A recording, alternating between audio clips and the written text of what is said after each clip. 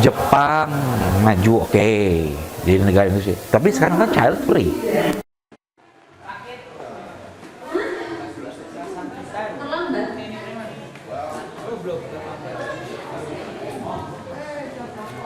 Ya, oke. Assalamualaikum warahmatullahi wabarakatuh.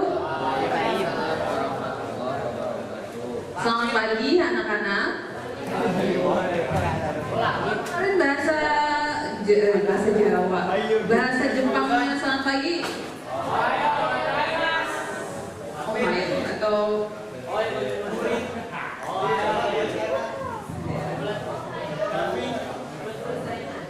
oh hai gozaimasu. Oke.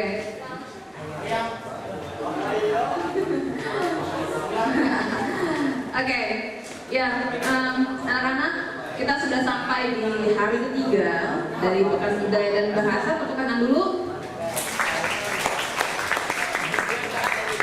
Oke, Pekan Budaya dan Bahasa, Kebangkitan Asia untuk menemukan jati diri bangsa Indonesia. Nah, jadi saya mungkin akan spill ya, apa saja sih yang akan kita lakukan nih hari ini. Nah, yang pertama kita akan ada talk show bersama Pak Al-Fatri tentang kebangkitan Asia sebagai sarana menemukan jati bangsa Indonesia. Jadi ini lanjutan dari yang sesi Pak Deden ya hari Senin kemarin. Nah, setelah itu kalian nanti akan membuat esai refleksi ya dari kedua tema yang kemarin ya, itu bisa ditulis di buku generasi kalian. Sampai dengan pukul 9.30 nanti akan break. Akan break, lanjut gelar bicara nih, ini yang saya tunggu nih, gelar bicara nih dari teman-teman kita sampai pukul 12, dan lanjut nanti teater konferensi Asia Afrika di teman-teman teater dan kawan-kawannya. Oke. Sebelum kita beranjak ke acara berikutnya, kita buka dulu. Oke, para siswa-siswa di belakang. Halo. Halo. Ya, jangan zikir dulu ya, ntar aja. HP-nya jangan landscape dulu. Nah, kita buka dengan sama-sama membaca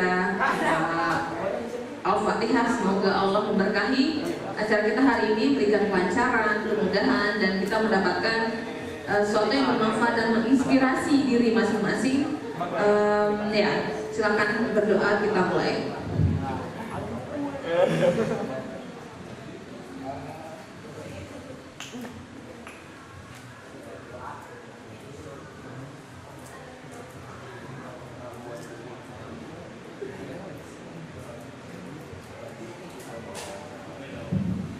Udah selesai. Dilema Asia antara kebangkitan dan kemunduran. Itu judul talk show kita pada hari ini. Saya persilakan kepada Pak Ihsan Fadli sebagai moderator, dan sekaligus saya mengundang Pak Afan juga sebagai narasumber kita hari ini. Siapkan catatan kalian karena ini daging semua di sini. Oke.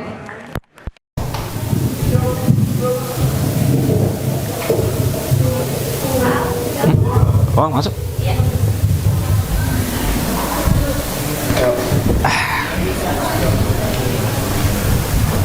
Ini kalau standing lebih enak lagi nih.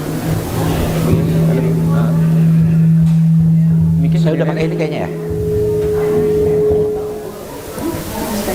Boleh. Narain di sini. Mangger tuh megang meja. Gini. Kalau mau digini juga. Saya udah dipakein gini. Tetap butuh ini biar gede. Oh gitu. Itu kalau buat ngerekam. Jadi ini matiin atau gimana? Enggak, itu terpaksa. Tutup. Oh. Berarti ini ya. Nah, kok masuk lagi. Ini buat rekam, ini buat suara di sini biar gede. Belum di tadi dimatiin sama saya. Nah, pegang aja. Udah. Udah. Mau pegang atau mau ini? Pak Ihsan gimana? Enggak. Saya mau begini aja. Begitu aja ya. Nggak begini juga. Tes. Baik, assalamualaikum warahmatullahi wabarakatuh. Waalaikumsalam warahmatullahi wabarakatuh. Jadi anak-anak semuanya, kita hari ini kedatangan guru kita bersama yang sudah banyak ngajar juga ya, Pak Al-Fatri Adlin. Sekarang sibuk gimana, Pak? Masih sibuk kuliah. Oh, masih sibuk kuliah. Boleh diceritain nggak tentang apa? Kemarin kan Pak Al juga banyak terlibat ya tentang pemilihan topik ini dan lain-lain ya, kebangkitan Asia. Kita sempat cuman juga segala macam. Kalau dari Pak Al sendiri nih ngelihat judulnya dari awal ya, kebangkitan Asia sebagai sarana menemukan jati diri bangsa Indonesia. Kalau dari judulnya sendiri, gambaran Pak Al-Fatri gimana, Pak? Iya, sebetulnya sebagai pancingan ya, pancingan aja. Jadi agar bisa jadi orang melihat bahwa dalam aspek-aspek yang materialnya gitu, dunia entertainmentnya, tiba-tiba Asia naik ya gitu. Tapi tentu saja kita harus ingat bahwa itu mungkin untuk memancing rasa ingin tahu, dan Pak Deden kemarin sudah cerita. Kalau saya untuk mengimbangi agar jangan anak-anak tuh hanya terpaku pada aspek materialnya, hanya pada glamornya, wow-nya gitu. Jadi kita harus lihat itu agar menghindari bahwa kalau saat kalian tiba nanti kalian tidak mengulang kesalahan yang serupa. Hanya itu. Jadi lebih kepada coba jangan sekedar maaf nih, Bapak di waktu dulu waktu sekolah suka kadang ada bintang sekolah ya yang jadi kembang sekolah ya, cantik memukau, tapi karena dia tahu diperebutkan dia sombong. Nah, kebayang nggak? Dan dia menyakiti banyak orang dengan perkataan-perkataannya. Maksudnya ternyata kecantikannya itu tidak dibarengi dengan karakter yang baik. Nah gitu loh. Jangan sampai kita tuh hanya karena melihat, wah Jepang gini, wah Korea gini, nanti dulu. Oke, mereka begitu. Coba lihat di baliknya ada apa, gitu. Gitu. Jadi tidak selalu yang wah itu pasti di dalamnya ini ya baik juga. Toh kayak sekarang Instagram itu kan memang enak ya, video, gambar dan bagus-bagus, menarik, memukau. Tapi kan itu disetting untuk menampilkan kebahagiaan, apalagi sekarang ada artificial intelligence bisa mengubahnya. Dan setiap orang yang mengikuti, ada orang yang setia mengikuti selebgram tertentu yang menceritakan hidupnya gembira, dan dia menjadi ingin seperti selebgram itu yang hidupnya tiap hari bahagia gitu. Betul gitu. Nah itu akhirnya membuat si orang itu menampilkan tampak wow, kita ingin, dan kita malah frustrasi dengan kehidupan kita sendiri. Hasil penelitian terakhir menunjukkan bahwa banyak orang-orang yang kecanduan Instagram dan mengikuti selebgram itu mengalami depresi karena mereka agak puas dengan hidupnya dan berharap hidupnya seperti selebgram itu. Itu mengerikan ya. Maksudnya di sini kalian diajak untuk mengenal diri kalian, menerima gitu. Berarti kalau dari paparan Pak Al sendiri ya, berarti kan kelihatan Pak Al tuh pengen menggugat konsep kebangkitan lah, konsep pembangkitan, konsep pembangunan. Memang dari yang Pak Al-Fatri lihat ya, konsep kebangkitan, konsep pembangunan yang umum dipahamin orang sama yang menurut Pak Al kebangkitan dan pembangunan yang ideal itu seperti apa, Pak?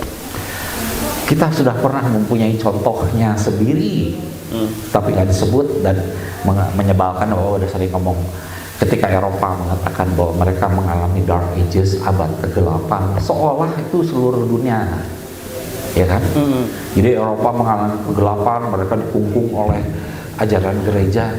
Padahal di saat yang sama di Baghdad itu sedang berjaya ilmu dan agama bersatu. Orang taat agama punya pengetahuan yang baik tentang ilmu-ilmu itunya, dan mereka mencapai kejayaan.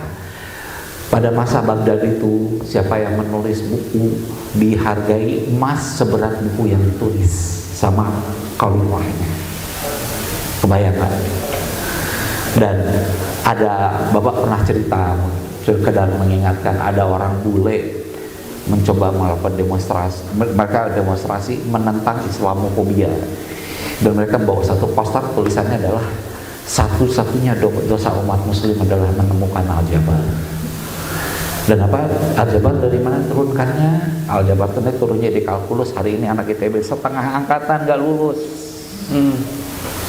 Karena yang kuliahnya yang bisa bayar SPP, bukan yang pintar. Kalkulus itu turun dari Al-Jabar. Dari mana itu? Ketika bapak mati, ibu mendapat sepertian bagian, anak perempuan dapat sepersekian bagian. Dari ayat Al-Quran itu muncul Al-Khawarizmi, memunculkan Al-Jabar, dan akhirnya hari ini silahkan ada Pak Agung, ada Pak Kemal, ada sebagai silahkan tanya bagaimana mengerikannya gitu, Al-Kalkulus dan Al-Jabar linear dan seterusnya gitu.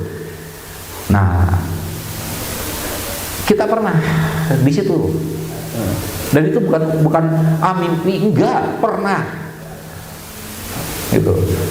Tapi kemudian ya sejarahnya, cara mendominasi ya ditulis, cara orang Eropa menunjukkan bahwa sini adalah Dark Ages, seolah itu seluruh dunia itu kelihatan bias Eropa ya. Jadi kelihatan kebangkitan yang Pak Al-Fatri bayangkan ya, khususnya dari Islam itu sendiri, berarti bangkit agamanya, bangkit juga dunianya gitu Kang ya? Bukankah lagu negara apa kebangsaan kita, bangunlah jiwanya, bangunlah raganya, jiwanya, raganya, itu lagu kebangsaan kita. Ya, ya kan? Dan di sini pendidikan penghidup jiwa. Dan anak paskibra formasinya apa? Peringkat berapa? Berapa? Enggak bercanda. Ya berarti kelihatan bahwa kebangkitan masa gini ya, mungkin buat teman-teman yang belum familiar ya, emang seringkali ada yang pertentangkan kan gitu antara agama sama pembangunan. Agama tuh penghambat kemajuan, tapi dari yang Pak Al-Fatri singgung tadi menunjukkan bahwa agama dan pembangunan dan kebangkitan itu bisa jalan beriringan, malah agama sebenarnya membuat dia bangkit kan gitu ya. Itu kan masalah yang muncul di agama Kristen. Jadi waktu di abad ke-8 Katolik mendominasi, para paus berpesta pora dengan mengambil persepuluhan. Romo-romo itu kan gak boleh nikah, tapi pausnya punya anak haram banyak. Dan mereka kehabisan duit buat pesta, kemudian mereka menjual surat penebusan yang kalau ditulis nama saudaramu yang sudah mati masuk surga. Itu memicu kemarahan Martin Luther, akhirnya lahir reformasi Protestan. Bapak dasarnya cerita ini, dan reformasi Protestan melahirkan apa? Sekularisme. Dari teosentris berpusat ke Tuhan ke antroposentris manusia. Maka agama disimpan di ranah privat, ilmu, politik, seni di ranah publik. Agama nggak boleh masuk, nggak boleh masuk. Nah akhirnya dipisah karena apa? Karena pada kenyataannya Galileo menemukan satu hukum ini dihukum, Kopernikus dihukum, ilmuwan-ilmuwan dihukum zaman abad ke-8 di Eropa, abad ke-8 Eropa. Nah ketika itu dipisahkan dari agama, tiba-tiba ilmu bisa berkembang. Dari situ mereka berkeyakinan bahwa agama nggak boleh masuk ke dalam ranah itu. Kemudian mereka melakukan penjajahan, dan penjajahannya white man burden, beban orang kulit putih untuk memberadabkan bangsa yang terbelakang. Jadi mereka tidak merasa menjajah kita. Mereka merasa punya beban moral untuk membuat bangsa ini jadi beradab seperti mereka. Maka awalnya mereka menyebut itu hubungan perdagangan sambil dididik. Nanti kemudian politik balas budi, mulia ya, politik balas budi gitu. Setelah sekian, padahal mereka tuh ngedatengin insinyur dari sana mahal, mending bikin dari sini tukang insinyur yang dibikin untuk jadi tukang gitu. Dan mereka nggak, Bapak udah sering ngomong, dan mereka nggak diajari humaniora, karena humaniora nggak diajarkan. Kalau diajarkan humaniora, mereka sadar kemerdekaan, sadar hak asasi. Makanya Bapak pernah ceritakan ya di kelas, hasil penelitian menunjukkan bahwa yang paling banyak mengikuti gerakan garis keras itu adalah anak-anak sains dan teknik. Anak-anak Sains dan teknik. Oke. Itu paling banyak karena mereka terbiasa 1 tambah 1 dengan 2 yang pasti-pasti. Kan Bapak udah pernah cerita kalau di ilmu humaniora itu kan tidak seperti itu. Iya. Kan Bapak pernah cerita metode sosiologi, telur dulu ayam dulu. Kalau kalian yang senang dengan sains akan mengatakan telur dulu Pak, karena bukti ilmiahnya begini. Kalian begitu. Tapi kalau ilmu sosial enggak. Tergantung, kalau kamu mau bilang telur dulu alasannya apa, argumennya apa, bagaimana kamu menjelaskannya dan meneguhkannya. Kalau ayam dulu alasannya apa, gitu kan. Makanya Bapak Presiden bilang perubahan dalam dunia sosial itu adalah perubahan itu dimungkinkan karena adanya agen atau strukturnya memungkinkan. Nah, itu ribut terus kan. Dan di dunia sosial itu ya orang, para pemikir tuh masing-masing punya pandangan sendiri yang nggak akhirnya saling membantah gitu. Ya. Nah, buat orang-orang yang terbiasa dengan sains dan teknik itu melelahkan karena lebih baik kepastian-kepastian yang eksak. Sebetulnya kalau belajar sains sampai ke dalam, sampai kuantum dan sebagainya seperti Pak Kemal, itu akan tahu bahwa ternyata sains juga se-eksak itu juga. Tapi kan di Indonesia jarang orang belajar sampai situ ya nggak. Orang pengen belajar cuma buat dapat ijazah biar kerja. Nah, yang tanggung-tanggung ini, yang belajarnya cuma tanggung, yang cuma biar dapat nilai dan lulus, ini yang sering kali ketika ada orang datang ngajak pengajian, yang di kelompok kita benar, yang di luar kafir, kan gampang ya nggak? Coba bayangin kalau misalnya enggak loh, orang-orang yang bisa masuk surga itu bisa dari berbagai aliran dalam Islam. Karena kita kan nggak tahu hatinya mencari Allah Ta'ala ya enggak. Bahwa ada orang yang pengen mencari jalan kembali, tapi karena itu dia terbawa ke pengajian ini, tapi hatinya ke Allah Ta'ala juga. Tapi dia nggak sepengajian sama kita. Kan susah, masa sih ada orang bisa masuk surga tanpa ikut pengajian seperti kami. Nah itu kan ya. Makanya hasil penelitian itu menunjukkan bahwa yang banyak terlibat dalam gerakan terorisme, radikalisme, fundamentalisme itu ya anak-anak sains dan teknik. Itu salah satunya. Tapi karena belajarnya serba tanggung, makanya jangan, kalau belajar serba tanggung itu tuh ya, kalau nggak satu jadinya tuh ateis, kalau enggak petantang-petenteng, sombong. Berarti bisa dilihat juga kebangkitan, kan di situ judulnya kalau Pak Al buat tulisan itu kan dilema Asia antara kebangkitan dan kemunduran gitu. Berarti kebangkitan dan kemunduran, kalaupun misal agama disinonimkan dengan kemunduran, seringkali karena agama tidak dipahami secara utuh gitu kan berarti. Iya, dan apalagi rumusan agama juga berbeda. Kalau Islam itu menggunakan kata adin. Adin itu kan ini dari Pak Zamzam menggambarkan gini. Jadi keadaan yang tetap terjaga dalam perjalanan waktu, state yang konstant dalam perjalanan waktu. Jadi namanya adin itu kayak misalnya bulan mengelilingi bumi, tetap kan? Bumi mengitari matahari, tetap jalurnya. Nah jalur orbitnya itu yang stabil itu namanya adin. Jadi kalau masih gini, kadang rajin sholat, kadang enggak, nah itu belum disebut adin, gitu loh. Jadi, nah di luar, sementara agama dari kata bahasanya artinya tidak kacau gitu ya. Nah asal orang punya KTP dan beragama ya orang beragama. Tapi kalau di Islam kan enggak, itu mah hanya sekadar muslim KTP gitu kan ya. Yang mau disebut muslim itu ya orang yang berserah diri misalnya. Nah kalau berserah diri itu apa? Contoh berserah diri di Islam ya, tataran lahiriah. Cari agama di seluruh dunia ini yang ngatur dari saat seorang diri di tengah malam bersama Allah Ta'ala, saat di kamar bersama hanya istri dan suami, saat bersama anak, saat bersama umat. Ada ya? Ada. Agak fikih sunnah itu tuh 8 jilid ya. Bayangin, agama mana sih? Pernah baca Alkitab? Baca Alkitab, isinya Nabi anu lahir, dewasa, mati. Lahir, dewasa, mati. Kalau baca Islam, kalau minum, duduk, pakai tangan kanan, baca doa, jangan bernapas. Bayangin, agama apa yang sampai hal yang terkecil itu diatur? Itu tataran keberserah dirian di lahiriah. Nanti jam 12 azan, ya sholat, males, paksakan.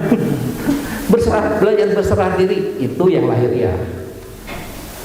Sekarang gini, Bapak dasar cerita, Pak, kenapa wajahnya kayak gini? Bapak ini di operasi ini. Di sini ada kistanya dalam saraf nomor 7. Kalau kistanya diambil, saraf 7-nya putus. Jadinya Bapak gak bisa ngegerakin wajah ini. Nah, mata sebelah ini udah menjelang buta, ini merah ini. Karena gak bisa ngedipnya harus disengaja. Kalau ini bisa refleks, ini udah gak bisa. Jadi Bapak wajah kayak gini, mencong kayak gini. Terus setiap kali Bapak ngaca, terus Bapak bilang, duh, kenapa ya saya begini? Berarti kan gak terima apa yang Allah takdirkan, ya gak? Berkeluh kesah. Sementara Allah Ta'ala itu kan gak pernah la yukallifullahu nafsan, gak pernah memberi di luar kemampuan. Ini tuh masih bisa Bapak masih bisa. Bapak tuh masih bisa kuliah loh.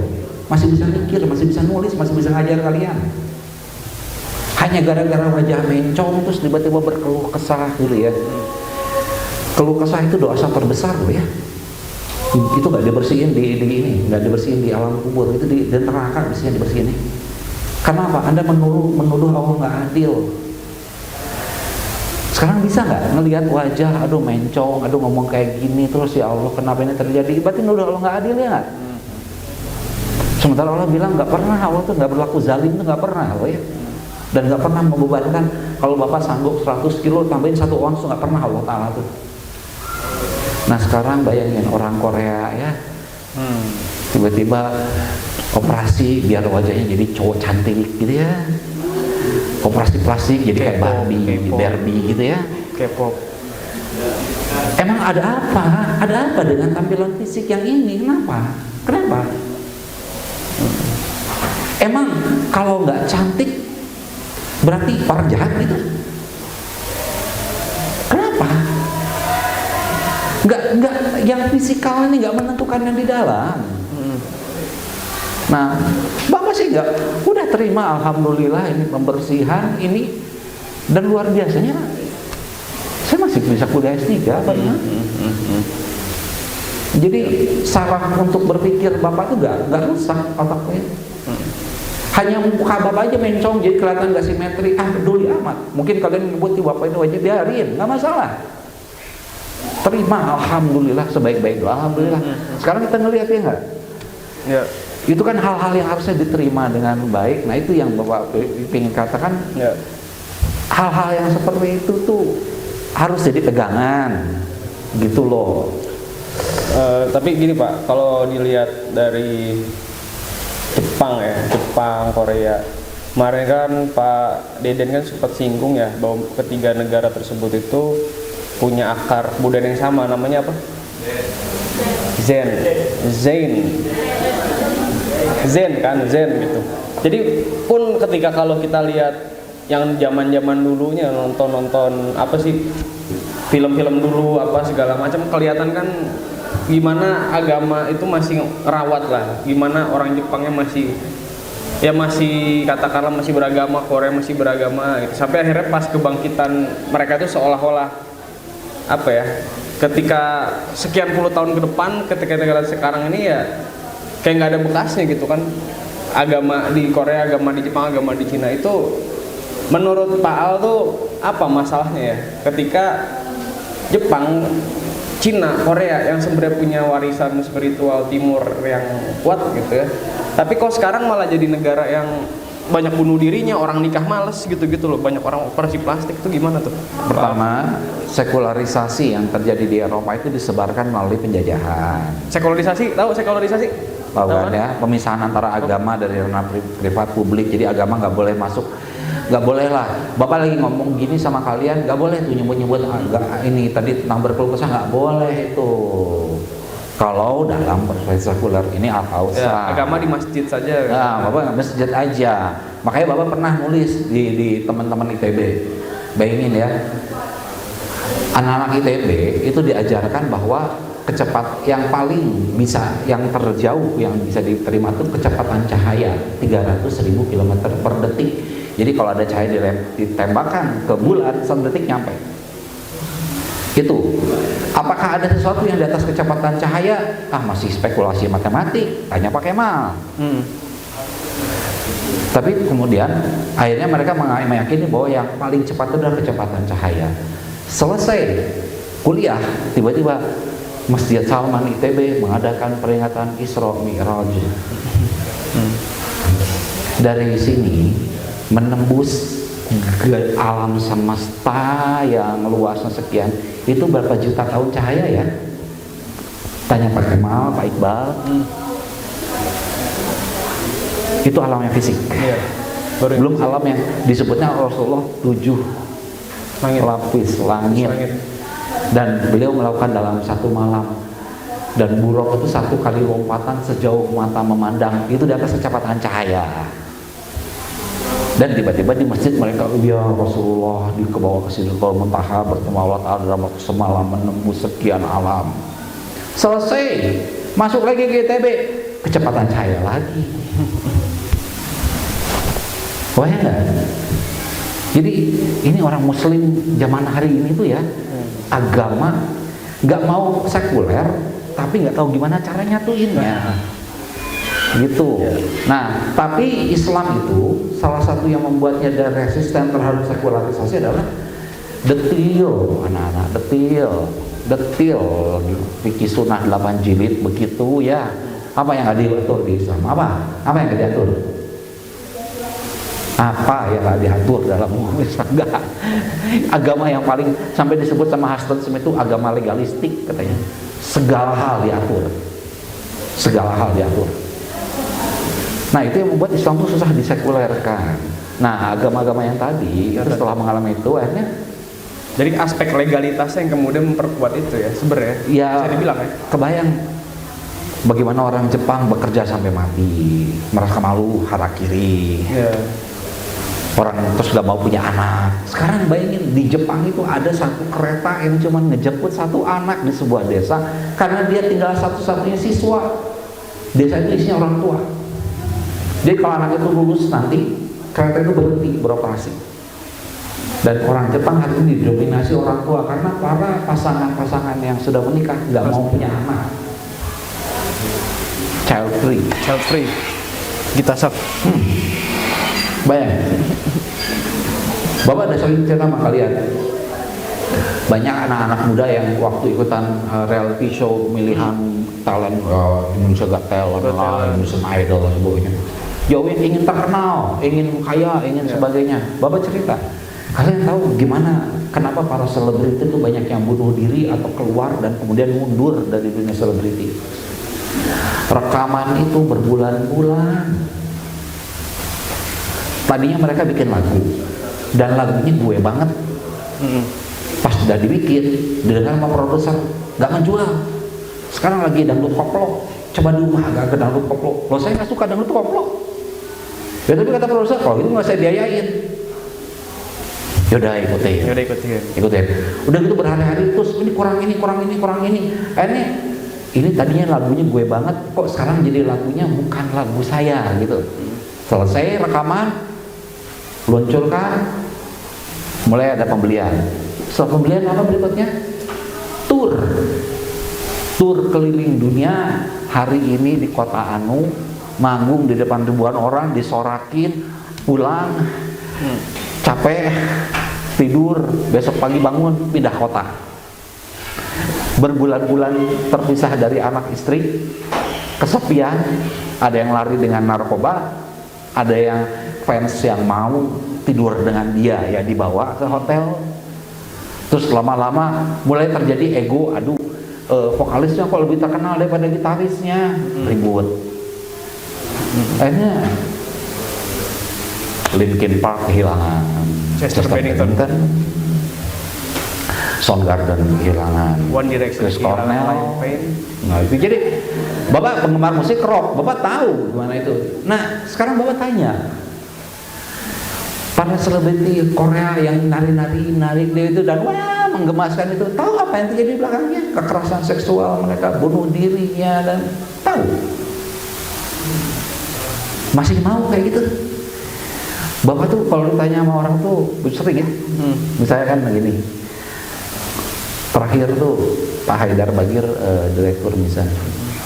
Boleh nggak saya ingin terbitin tulisan-tulisan Anda ya nanti Pak saya selesaikan dulu sekolah. Bapak tuh punya banyak tulisan, artikel yang bisa dibukukan, udah bisa jadi 3 buku sebenarnya. Tapi Bapak cuma mikir gini ya, rasanya kita pergi ke suatu tempat dan orang nggak kenal kita tuh menyenangkan loh. Dan kita ikut ke seminar, nggak ada yang tahu kita ikut dengerin gitu. Ada senang itu dirumbungin orang, ditanya-tanya orang, terus ada muka punya wall FB, terus kemudian orang karena Anda tahu penulis dan dia nggak suka dengan tulisan Anda terus dikerumunin, enak. Bapak sering lihat ya para tokoh-tokoh itu setiap kali bikin status di bawahnya keranjang sampah ya. Tapi kalau kita bukan siapa-siapa enak aja, aman, aduh. Pengen terkenal enggak Bapak? Bukankah menyenangkan ketika kalian pergi kemana dan gak ada orang yang merubung karena menyenangkan di dalam jasa itu Pak? Nah kebayang gak selebriti? Ada satu lelucon. Selebriti adalah orang yang mencoba mati-matian agar terkenal dan kaya, dan setelah itu tercapai maka mereka memakai kacamata hitam dan baju samaran untuk tidak dikenali. Ya terus ngapain? Iya. Gitu. Setelah kamu terkenal pergi keluar pakai kacamata ditutup gini dan pakai katanya pengen terkenal. Ya. Itu maksudnya nggak ini. Nah yang hal kayak gitu. Tapi berarti ya kalau dari yang Pak Al bilang kan Islam punya kekuatan, justru karena Islam tuh banyak mengatur semuanya dan katakanlah dibilang legalistik itu jadi paling susah ditembus sama sekularisme kan gitu ya sebenarnya. Iya, itu yang paling susah. Iya dong. Itu yang paling susah. Jadi makanya sampai hari ini kata Ernest Gellner, ada Akbar S. Ahmed dan beberapa orang lain itu mengatakan satu-satunya agama yang tidak mengalami sekularisasi cuma Islam. Ya karena yang kebayang juga ya isi kepala orang-orang yang di luar sana ya melihat situasi saat ini gitu. Iya. Yang di luar Islam gitu ya. Tapi saya mau ngelihat dari sini sih Pak, mungkin kan kita bisa ngomong begini ya segala macam ya, karena mungkin enggak gini, kalau kita lihat tadi misal Pak Al Korea begini atau mungkin Barat begini segala macam. Tapi kalau kita lihat dari sisi sejarahnya kan sebenarnya wajar juga mereka begitu kan, karena mereka perjalanan sejarahnya begitu, karena mungkin mereka juga kenal hasanah-hasanah yang kita kenal kan gitu ya. Bapak ada cerita sama kalian Gimana tentang konsep sejarah sebagai progres, udah dialektika, udah tesis antitesis ya. Itu kan pandangan khas orang Kristen. Jadi tesis itu Tuhan Bapa, Roh Kudus itu antitesis, sintesisnya ada Yesus Kristus. Itu dari situ dasarnya.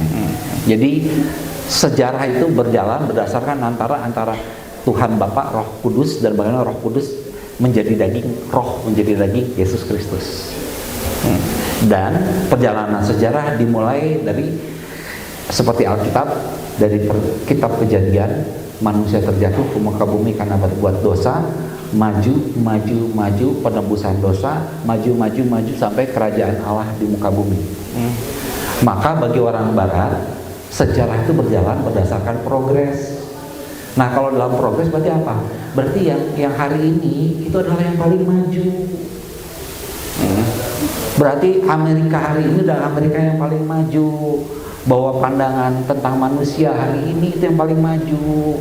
Bahwa pandangan manusia yang atas nama kemanusiaan LGBTQ harus diterima, itu adalah pandangan paling maju. Dan itu kan pandangan orang Kristen. Dan disebarkan melalui penjajahan, disebarkan melalui pemikiran yang rumit, diamini oleh anak-anak muda Islam yang belajar filsafat. Padahal di luar Kristen, Islam, Hindu, Buddha, Yunani, semua sejarah itu nih siklis, emas, perak, perunggu, besi, huru hara, besi, perunggu, perak, emas. Semua sejarah itu di Al-Quran pergantian siang dan malam. Setiap umat ada ajalnya. Nah, Rasulullah itu pernah ditanya oleh sahabat gitu ya, Rasulullah, bagaimana Islam sepeninggalmu? Islam sepeninggalku akan bertahan 14 abad. Ini abad ke-14. Iya, 14 ini. Ini abad ke-14. Tapi gini, dari Rasulullah berkembang sampai puncak peradaban kebangkitan Islam pertama, peradaban Islam yang Baghdad, Turki, dan yang pernah menjadi raja superpower. Islam pernah menjadi superpower. Ketika Eropa terpuruk, Islam sedang superpower. Tapi seperti biasa, orang kalau udah mulai kaya raya, punya kekuasaan, mulai korup, mulai senang pesta, mulai itu ya, itu godaannya. Mulai Islam turun. Nah, akhirnya peradaban ilmu itu dipindahkan ke orang orang Barat. Jadi Renaissance ke mana? Orang Barat yang maju sekarang. Orang Islam turun. Akhirnya titik turun di mana? Abad 14. Islam negara Muslim terbesar ya, salah satunya ya. Betul? Tuh. Plagiarisme dalam di kalangan akademisinya nomor 2 di dunia. Korupsi termasuk tertinggi. Budaya literasi ranking kedua terakhir di atas Botswana. Pokoknya negeri Muslim ini titik, kita tuh di titik terendah ini. Kalian sedang berada di titik Islam paling bawah. Nah, Bapak sering bicara sama kalian kan, kalian tuh bukan kelinci putih percobaan. Kami ini umurnya gak akan lama, tapi kami setidaknya bisa mendidik penerus-penerus yang sadar bahwa kemajuan itu bukan cuma hal lahiriah saja, Pak Isan. Jangan sampai pilih kuliah salah jurusan, jadi orang terbaik di bidangnya. Pernah nggak pohon tuh makan buahnya? Enggak kan ya? Kalau kalian hebat di satu bidang, siapa yang merasakan? Orang lain. Orang lain yang akan merasakannya. Jadilah, makanya kan di sini tuh ada pendidikan penghidup jiwa, kenal diri, berulang-ulang. Karena kalau di luar sana kalian tuh dididiknya apa? Kamu belajar yang benar agar bisa jadi apapun. Ya gak? Ya? Kan dididiknya di luar sana tuh dididik untuk jadi apapun. Kalau di sini kan kalian jadi diri sendiri. Ya Bapak udah sering cerita, saya masuk A1 Pak Isan, fisika, ngitung kembalian aja salah. Saya sampai dimaki sama guru matematika dan guru fisika, dan di depan kelas ngomong, Al-Fatri, sekolah kampus mana yang menerima kamu? Saking jeleknya nilai Bapak. Bapak di NEM matematika itu 1 nilainya, fisika 2, kimia 3, NEM SMA. Bahasa Inggris hampir 10, bahasa Indonesia 9, hampir 10 juga. Itu nilainya kayak gitu. Tapi kalau Bapak ya tidak dipaksa masuk A1, masuk A3, mungkin saya termasuk salah satu ranking 10 besar kayaknya ya, barangkali. Ya. Tapi kan ketika Bapak akhirnya kuliah di FSRD, kemudian kuliah di STF, kemudian balik lagi FSD sekarang, Bapak tuh suka ide aja, bukan ini ya. Bapak tuh cuman karena dulu tuh SD ranking 10 dari belakang, SMP anak nakal yang hampir nggak naik kelas, SMA nggak naik kelas juga, pernah kuliah di ITB-DO juga. Tapi ketika kenal dengan Kudusia, mengenal para mata, akhirnya belajar semua ini. Yang sering nggak Bapak heran itu adalah gini ya, saya tuh mulai baca buku umur 20, tapi kok saya bisa nulis sekarang ya? Ya kalau saya nggak ketemu teman-teman ya, kalau Ta'ala nggak ini kan. Tapi akhirnya Bapak sadar ya, sebetulnya bukan orang tuh bodoh, bukan. Tapi orang tuh nggak nemuin tempat yang tepat. Biar bangkitnya tepat juga gitu. Iya, Bapak tahu lah, Bapak dapat laporan ada yang malam-malam datang ke sini latihan, katanya persiapan buat besok. Alhamdulillah, kalau itu passionnya bagus. Ya. Bapak dilihatin foto-fotonya persiapan ini, dan kalian ada yang menyukai ini, ada persiapan bagus, berarti kan seneng, berarti kan ketemu ininya itu, hasratnya gitu loh. Nah kalau udah ketemu hasratnya mah udah Pak Ihsan. Orang bilang oh baca filsafat susah, buat Bapak tuh baca bukunya Pak Kemal yang susah, baca bukunya Pak Agung tuh susah tuh, baca bukunya Pak Iqbal susah. Ya. Oke, Pak, kita tanya dulu dikit Pak ya. Beng ada, Beng. Mutia, Beng Mutia. Coba saya mau nanya dulu ya, dari yang tadi Pak Al-Fatri jelaskan, mungkin karena saya akan lebih nyasar ke yang konsep gitu, jadi saya akan ngasih satu kata artinya apa gitu. Coba saya minta penjelasan dari kalian, apa itu sekularisasi, dan sebutkan satu contohnya. Silakan, angkat tangan. Enggak ya. Baru dapat beng deh. Yang laki, ayo, sekularisasi dan contohnya apa dulu? Ayo, yang laki-laki, Mutia, Bu Ella, tolong disiapkan beng-bengnya. Amir lah. Ya udah, Amir atau Rafif ya, silakan. Ayo, diri. Contoh sekularisasi. Sekularisasi dan contohnya apa? Marti sekuler mana Marti sekuler? Oh itu Marti. Partai Liberal. Sekularisasi adalah pemisahan agama dengan dunia. Contohnya kayak yang tadi dijelasin ya, Kristen gitu ya, bahwa saat Katolik berkuasa gitu ya, mereka pengen dipisah agama dan pemerintahan agar tidak apa namanya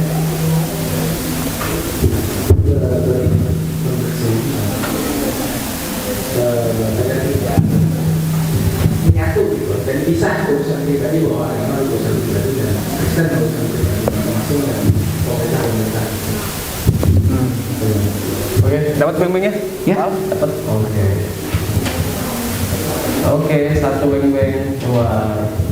Pak Al-Fatri mau nanya mungkin? Pak Al, kayak yang perempuan? Yang susah dari yang tadi. Selama di sini kalian ngerti nggak untuk menjadi diri sendiri itu apa? Coba Bapak pengen tahu sebetulnya. Kalau sini pendidikan hidup jiwa dan menjadi diri itu apa yang kalian pahami? Ayo. Ada yang mau berpendapat? Pendidikan atau hidup jiwa dan menjadi diri itu seperti apa ya? Yang dimaksud? Bangun jiwanya. Para senior? Yang sudah bangun di Al-Qasar? Ayo. Bulan, coba. Hasya Bulan, beng-beng. Ayo, yang kelas 10 mungkin kelas 10. Ini bulan kayaknya, bulan Rasul. Arifah tuh. Pengertian pendidikan hidup jiwa.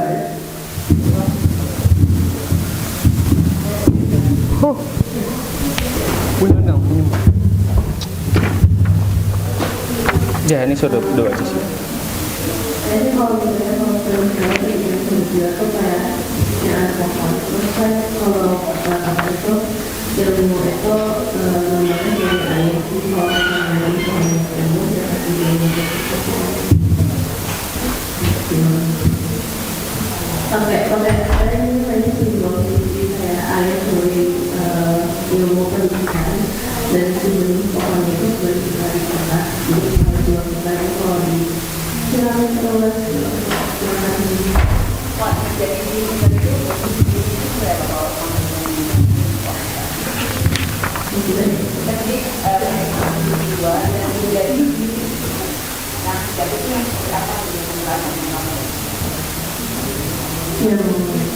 jadi terjadi.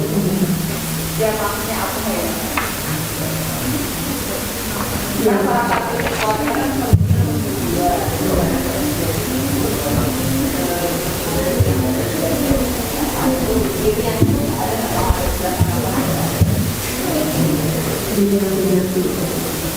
Yang dia bisa berbuat dia bisa berbuat semuanya bisa dipakai sama Ya, tambahan dikit aja. Jadi kalau pohon duren tuh nggak mungkin berbuah rambutan.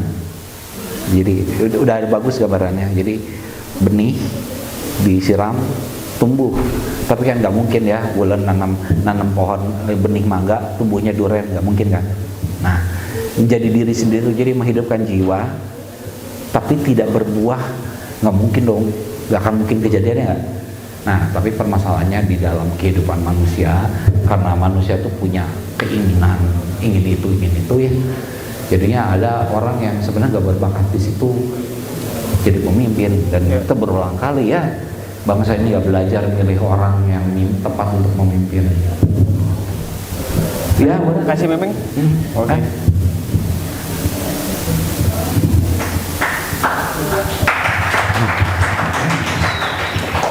Oke, mungkin sebelum kita lanjut ya, saya mau dengar dulu ya, Pak, Bu Ella boleh minjem, boleh berputar mic-nya? Coba saya kan suka menunjuk-nunjuk, sini. Coba, kan dari kemarin udah Pak Deden kan, Pak Deden ngomongin Asia bangkitnya gimana, Pak Al juga kemudian melihat dari sisi yang lain ya. Coba saya mau dengar dari Alivia. Alivia kemarin masuk kan? Jangan sidik. Ayo. Coba Alivia gimana tanggapannya? Tentang hari ini yang kemarin sama yang sekarang. Apa yang kamu bingungkan, apa yang kamu masih pertanyakan, coba.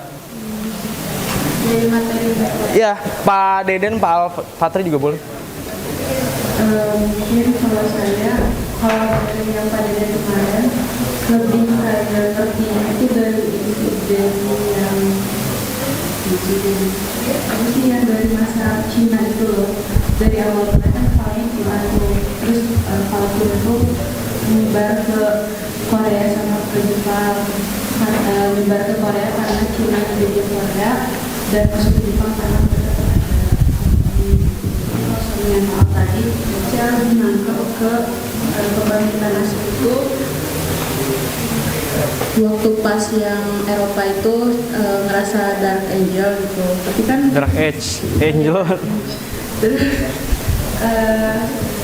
dia kan ngerasa kayak semua negara tuh merasakan hal yang sama gitu, tapi di sisi lain di Baghdad itu merasa gitu. Jadi kayaknya cuma sama yang dari perubahan yang Sejarah siklikal. karena itu sudah dijelasin juga kan kalau paling sosial itu perkembangan tentang agen dan struktur juga. Oke, terima kasih. Nggak usah. Coba ada lagi mau pendapat? Yang laki-laki? Ayo. Kelas 10, kelas 11 lah, kelas 11 ada kelas 11. Raka.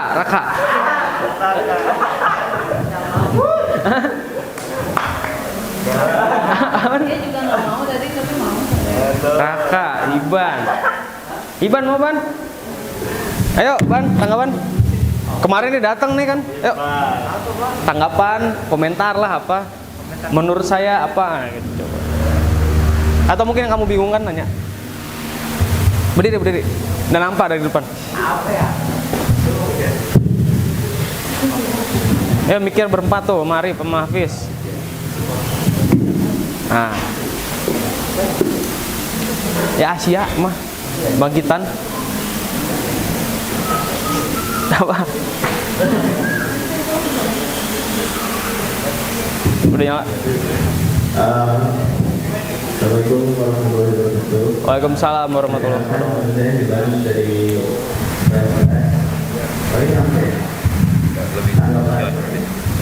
Saya Pak Dede juga, Pak Alp juga bebas. Oh iya, di waktu di pas Pak Dede negatif, pas sesi Pak Dede, saya juga bingung tentang apakah Indonesia sendiri yang menjadi hambatan Indonesia untuk maju merupakan agama Islam itu sendiri. Ternyata tadi pas Pak Al menjelaskan, oh berarti itu memang gara-gara orang-orangnya aja kurang dalam tentang agamanya dan dia cepat berjalan dalam terbelah. Terus saya bingung tentang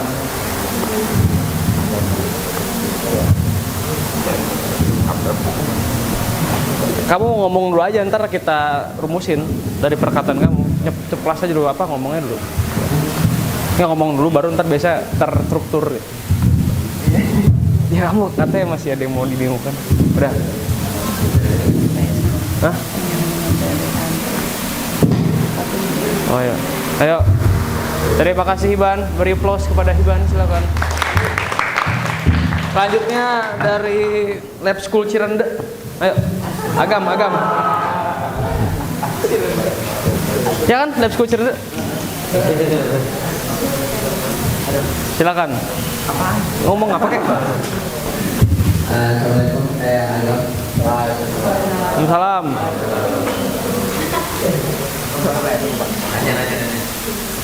Pengen membingungkan atau komentar. Apa yang alah gini toh. Misal. Oh kok gini sih? Semacam. Tapi yang dari Pak Dede. Dari Pak Deden Pak Al boleh. Saya tuh baru tahu Deketin dong mic-nya. saya baru tahu bahwa bahasa Cina, bahasa Korea yang itu sebenarnya asalnya dari bahasa Cina. Terus kemarin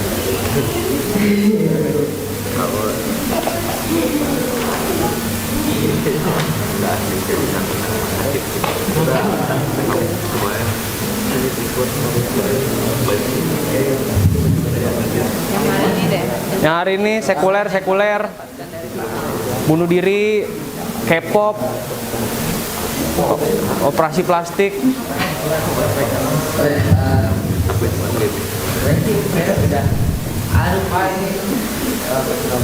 Nggak apa-apa, personal juga.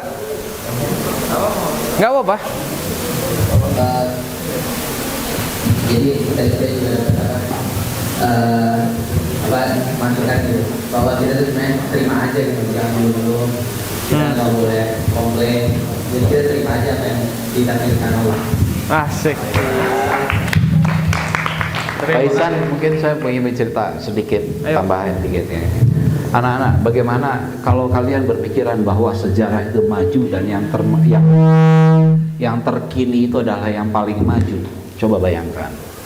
Sekarang kita ngelihat banyak anak-anak yang Bapak sudah katakan tadi, banyak anak-anak sains dan teknik itu ikutan gerakan radikal dan kemudian mereka mengkafirkan ini dan menerapkan Islam dengan sangat kaku, sangat kaku.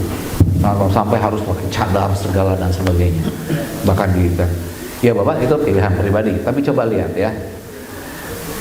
Kalau bagaimana para wali songo itu menerapkan ajaran bahwa kalau suami sedang tidak ada di rumah, istri menerima tamu, jangan dibawa ke dalam rumah.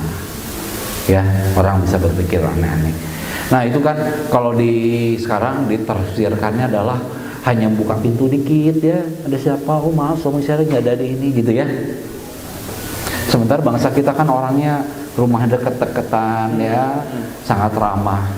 Apa yang dilakukan oleh para wali songo di Jawa, mereka bikin rumah dengan pendopo. Pendopo itu kan bagian depan rumah untuk menerima tamu dan kelihatan oleh tetangga.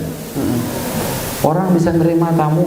Jadi si suaminya lagi di sawah lagi ini, ada tamu dia terima di pendopo dan semua tamu diterima di situ. Hari ini orang Islam modern yang kalau katanya memang paling canggih nggak bisa menafsirkan seperti itu. Kemudian larangan gambar makhluk hidup. Bapak kan orang FSRD. Berapa banyak dikatakan kenapa belajar itu kan nggak boleh gambar itu dan sebagainya. Begini kan Rasulullah melarang itu karena waktu itu di Ka'bah itu banyak patung, banyak gambar-gambar dan itu disembah. Maka bersihkan dulu itu. Tapi kan setelah itu, kalau itu memang gambar itu dilarang, kenapa di Al-Quran dikatakan Istana Sulaiman ada patung-patungnya? Kenapa dia katakan begitu? Itu aja udah mengatakan kalau Al-Quran yang paling tinggi, kenapa Al-Quran menyebut Istana Sulaiman itu ada patungnya? Tuh. Nah, barat karena Jazirah Arab bayangnya gurun pasir, tiba-tiba ditampilkan bentuk-bentuk yang indah, estetis, yang mereka mudah terpukau. Sama kayak orang-orang Kristen. Kalau orang Islam kan Allah Ta'ala, kita nggak boleh ngebayangin dia dalam sosok manusia ya, Allah ya gitu ya. Tapi kan buat orang Kristen, Tuhan yang mati di tiang salib, yang mati menebus dosa, gampang ya ngebayanginnya. Manusia itu paling gampang gitu loh. Nah, kemudian ketika kembali ke Indonesia, ketika masuk ke Indonesia, di sini tuh hijau ya, semua serba indah, semua bermotif. Pak Ihsan ini bermotif. Belum lagi orang Bapak cerita kemarin budaya Melayu semua bermotif. Tiba-tiba masuk Islam, nggak boleh gambar kayak gitu, nggak boleh gitu. Mengerikan sekali. Tiba-tiba ini negeri yang hijau, yang sangat kaya raya, tiba-tiba dikondisikan jadi seperti Jazirah Arab. Nah, itu orang-orang maju loh, orang-orang modern loh. Menafsirkan Islamnya seperti itu. Jadi terus tiba-tiba dianggap Islam itu yang memajukan. Ini yang begonya yang menafsirkan Islamnya. Atau karena mereka belajar sains dan teknik serba tanggung, jadi cuman senang hitam putih. Yang ngaji di kita masuk surga, yang di luar masuk neraka. Gampangnya enggak? Gitu. Atau anak-anak, kalian tidak bodoh. Kalian masing-masing punya kecerdasan khas tertentu. Kan harus temukan itu. Kalau tidak, jangan salahkan orang lain, itu salah kalian sendiri. Bapak udah cerita ya. Guru-guru kalian itu gemilang dari SD-nya. Bapak tuh orang yang paling bermasalah sampai kuliah. Sering Bapak cerita sama kalian. Tapi Bapak hari ini merasa senang ya, bisa. Ternyata saya nggak bodoh ya, gitu. Ternyata saya nggak bodoh, gitu. Ternyata saya hanya salah tempat. Jadi anak-anak biasakan baca, biasakan belajar tertarik mendalami ilmu. Jangan belajar serba tanggung dan jangan puas kalau saya mau bodoh dan itu akan terjadi, kalian jadi bodoh. Nggak ada anak yang bodoh. Yang ada itu adalah anak malas yang tidak menggali dirinya sendiri. Tapi berarti gini Pak, kalau dilihat ya, bangkitnya itu kan beda-beda. Tadi sebelum sesi pertanyaan kan kita juga sempat singgung ya. Ya bangkitnya ayam sama bangkitnya cicak, bangkitnya harimau, bangkitnya ular kan beda. Nah, bangkitnya Jepang ya begitu adanya Jepang, Cina begitu adanya, Korea begitu adanya. Pertanyaannya kan, ini kita sebagaimana judulnya kan bangkitnya Indonesia nih gimana? Terlebih lagi Pak Al juga nyinggung tuh kan. Ya negara kita kurang kaya apa sih gitu kan, motif batiknya, makanannya, seblak lah, rendang lah apa gitu kan. Jadi sebenarnya oke lah, kita tadi sudah sepakat ya bahwa ketika kita meninggalkan agama atau menyalah artikan agama ya, walaupun kesannya kebangkitan materialnya kelihatan baik, tapi akan ngasih efek samping yang buruk di masa depan. Nah, pelajaran kita bisa ambil sebagai Indonesia, Terlebih lagi kita kayak bangkitnya lebih susah nih kan, banyaknya luar biasa. Kalau Cina kan dibuat rambutnya cepak semua jadi gitu. Kita kan nggak bisa gitu, orang yang lucu-lucu kan muter-muter ke sana-sana. Apa pelajaran kita ambil dari Indonesia menurut Kang Al? Kalau kita belajar dari sejarah, kita akan bisa melihat bahwa manusia tidak pernah belajar dari sejarah. Kalau kita belajar sejarah, kita akan melihat bahwa manusia tidak pernah belajar dari sejarah. Bapak ulang lagi, kalau kita belajar dari sejarah, kita akan melihat manusia tidak pernah belajar dari sejarah. Datang Nabi, didustakan, diazab, beriman. Kemudian beriman, tersesat lagi, datang Nabi, didustakan lagi, azab lagi, gitu. Coba Anda belajar sejarah, ada nggak sih kesalahan baru? Nggak ada kayaknya sih. Ada nggak sih kesalahan baru orang manusia itu? Itu aja ya, itu aja ya. Udah gitu malas belajar sejarah, jadilah orang yang mengulang sejarah kesalahan yang sama. Jadi kalau Anda mau belajar, emang yang baru itu yang terjadi dengan Cina, dengan Jepang tuh? Enggak juga. Bukankah Yunani pun mengalami hal sama? Bukankah Romawi mengalami hal sama? Apa sih yang baru? Bapak ulangi, kalau kita belajar dari sejarah, kita akan melihat bahwa manusia tidak belajar apapun dari sejarah.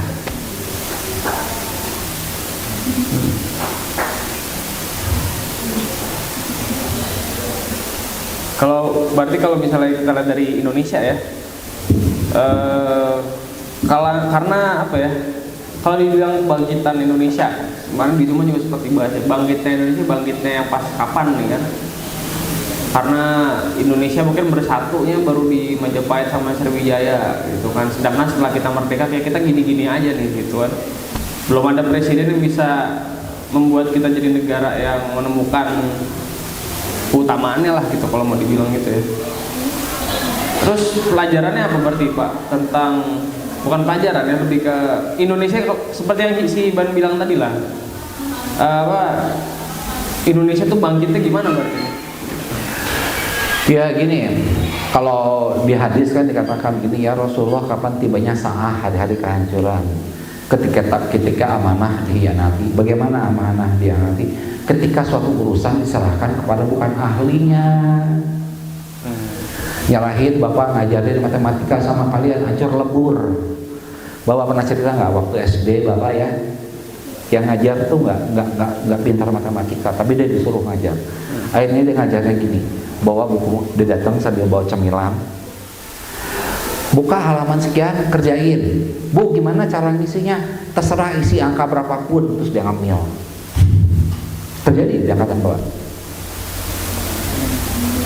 Anda kebayang, bapak nggak belajar apapun, hasilnya.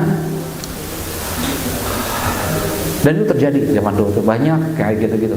Akhirnya pendidikan kita ngaco karena apa Pak? Yang ngajar bukan guru. Ini contoh di ITB, gini, tahun 70 terjadi embargo minyak. Jadi Timur Tengah mengembargo minyak ke Amerika. Akhirnya Amerika belinya dari Indonesia. Indonesia kebanjiran duit. Pembangunan digiatkan. Akhirnya pembangunan di mana-mana. Untuk pembangunan dibutuhkan siapa? Dosen-dosen ITB. Dosen ITB kebanjiran proyek. Mereka bolak-balik Bandung Jakarta. Siapa yang ngajar di kampus? Asisten. Asistennya dipilih siapa? Anak-anak yang pinter. Maka anak-anak pinter ini ngajar, dosennya proyek.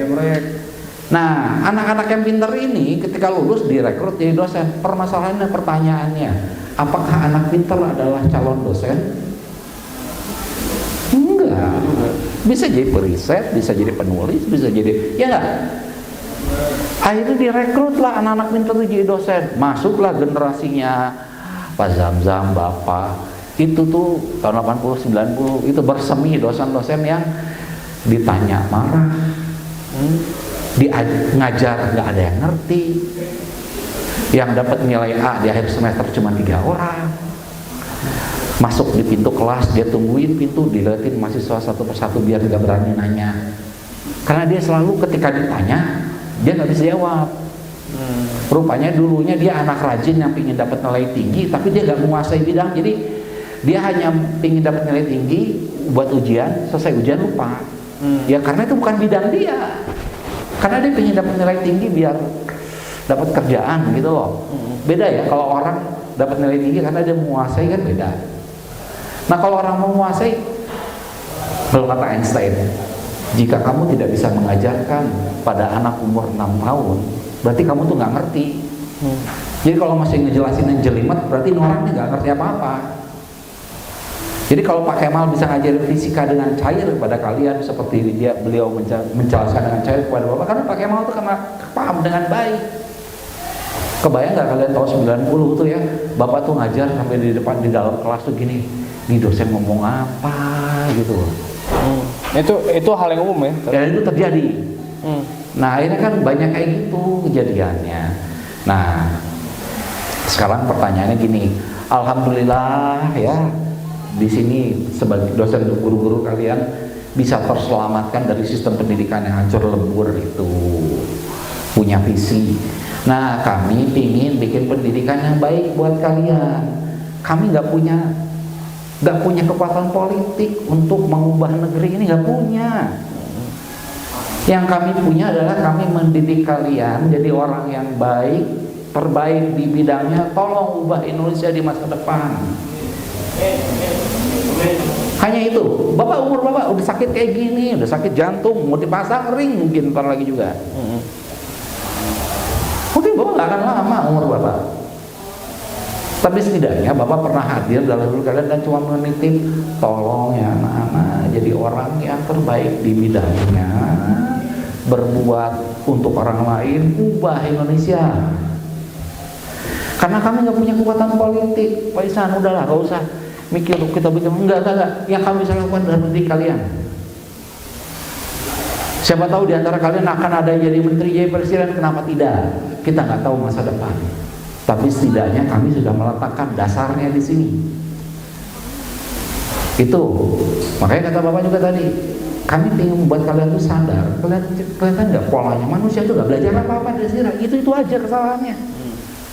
Nah kami ingin menyadarkan kalian, jangan ulang, tolong perbaiki.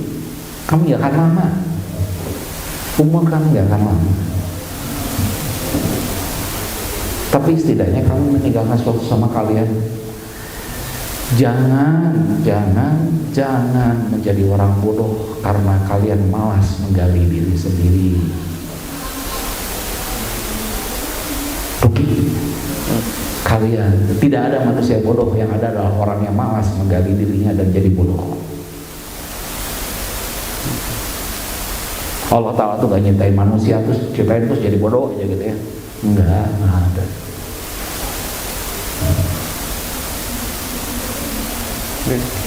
Di ITB dulu SPP itu 90.000 yang kuliah itu anak-anak buruh tani yang bapaknya nggak bisa baca. Tapi kan dia bisa mengubah rantai kemiskinan kebodohan di keluarganya, dan dia jadi pemret media besar di Indonesia, dikirim ke Amerika jadi wakil media di sana, padahal bapaknya petani.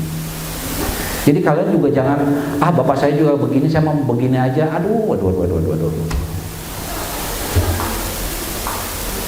Jangan mau jadi orang bodoh karena malas menggali diri kalian sendiri. Jangan salahkan orang lain kalau kalian jadi orang bodoh. Karena Allah nggak menciptakan manusia bodoh. Oke, berarti kalau kita lihat kembali ke judul topiknya ya, sebenarnya kebangkitan Indonesia itu sama dengan kebangkitan diri kan gitu, kebangkitan diri kita masing-masing. Makanya Bapak pernah menceritakan di kelas sosiologi apa yang dilakukan oleh Socrates. Socrates itu miskin, bajunya setahun itu aja, miskinnya sampai dia tuh nggak bisa beli, miskin. Dan dia menyeru di pasar, dia menyeru orang kenali diri, gini apa, yo apa sebagainya, dia menyeru. Dan dia lawan orang-orang yang menyesatkan itu, kaum sofis. Dia dihukum mati, Socrates suruh minum racun. tapi dia menginspirasi satu anak, satu bangsawan yang harusnya jadi politikus, namanya Platon ini kemudian mendirikan sekolah namanya Akademos. Dari akademia ini lahir Aristoteles menjadi gurunya Alexander Agung menaklukkan hampir separuh bumi sambil membawa buku para guru-gurunya. Hari ini kalian kalau mau belajar apa? Filsafat dari filosofia itu kembali ke sana 2500 tahun yang lalu, dimulai dari satu orang miskin yang ngomong di pasar. Kepak sayap kupu-kupu di samping rumahmu telah menyebabkan tornado di Alaska. Lebih baik kami mengubah segelintir orang anak-anak ini. Semoga kalian menjadi orang terbaik di bidangnya dan tidak memilih jadi orang bodoh karena malas menggali diri sendiri. Nanti kuliah kalian mau teman-temannya ngadugem dan sebagainya, kalian punya pendirian. Dan kemudian kalian berbuah menjadi diri sendiri dan tidak ada pohon memakan buahnya sendiri, nggak ada. Nah, tolong ubah. Yang bisa kami lakukan hanya itu. Kami nggak bisa bikin kepres, nggak bisa bikin keputusan politik. Kita nggak punya kekuasaan itu, Pak Isan. Yang bisa kita lakukan hanya mau mencoba menyadarkan kalian. Jangan jadi orang banyak yang mengulang kesalahan yang sama seperti jutaan manusia lainnya. Ya. Tapi gini Pak, kalau tadi kan Pak Al bilang jangan jadi orang bodoh karena mau belajar, atau mungkin harapannya teman-teman anak-anak semua jadi orang terbaik di bidangnya. Tapi sebenarnya kalau dilihat-lihat ya, rasa-rasanya negara ini juga banyak orang pintar sebenarnya. Banyak orang pintar, banyak orang ya walaupun belum di bidangnya banget, tapi setidaknya dia mengerti bidangnya. Atau mungkin di luar negeri pun banyak orang bidangnya, cuma tetap nggak maju. Apa soalnya berarti Pak? Loh, di sini ada apa? Sidik, amanah, fatonah, tablik. Sidik, tablik, amanah. Ya silahkan pinter. 4 hal itu nggak ada ya, terus selesai.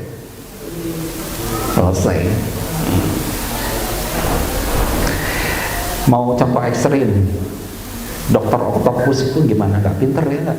Tapi jadi musuh Spider-Man. Dokter Octopus. Zaman Spider-Man masih Tobey Maguire, belum nonton gitu. Tapi tahu kan Dokter Octopus, Spider-Man, pinter Dokter Octopus tuh. Musuhnya Superman siapa? Lex Luthor, pinter.